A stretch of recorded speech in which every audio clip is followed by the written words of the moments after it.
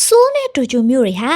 2029ခုနှစ်အတွက်ကမ္ဘာအကောင်းဆုံးနိုင်ငံတကာကျောင်းသားမျိုးတော်တွေအဖြစ်သတ်မှတ်ခံခဲ့ရပါတယ်။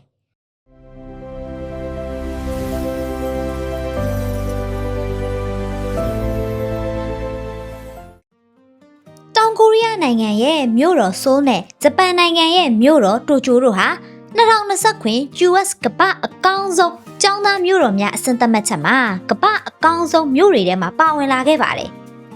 ဒီအဆင့်သတ်မှတ်ချက်ဟာတက္ကသိုလ်တွေရဲ့ပညာရေးအရေးအသွေးကျောင်းသားတွေရဲ့အတွေ့အကြုံအလုပ်အကိုင်အခွင့်အလမ်းနေထိုင်မှုပတ်ဝန်းကျင်နဲ့ကုန်ကျစရိတ်စတဲ့အချက်အလက်များစွာအပေါ်မူတည်ပြီးတိုင်းတာတွက်ချက်ထားတာဖြစ်ပါတယ်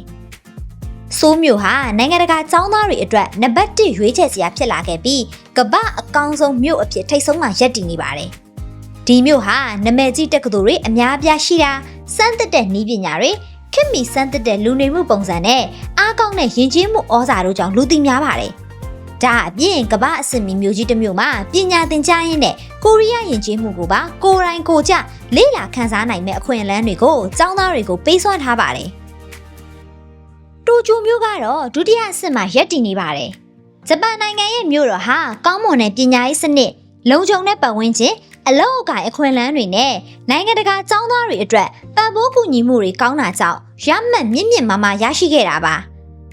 ဒီမြို့မှာလေးစားသမှုခံရတဲ့တက္ကသိုလ်အများများရှိပြီးတော့ကျောင်းသားတွေအတွက်စက်မှုနဲ့လုပ်ငန်းကဏ္ဍပေါင်းစုံကိုလေ့လာဝင်ရောက်နိုင်ဖို့ဖန်တီးပေးထားပါတယ်ဒီရလဒ်တွေကနိုင်ငံရေးခြားမှာပညာသင်ကြားကျင်ကြတဲ့ကျောင်းသားတွေအတွက်အာရှမြို့ကြီးတွေဟာပိုမိုအရေးပါတဲ့ပန်းတိုင်တွေဖြစ်လာနေတယ်ဆိုတာကိုဖော်ပြနေပါတယ်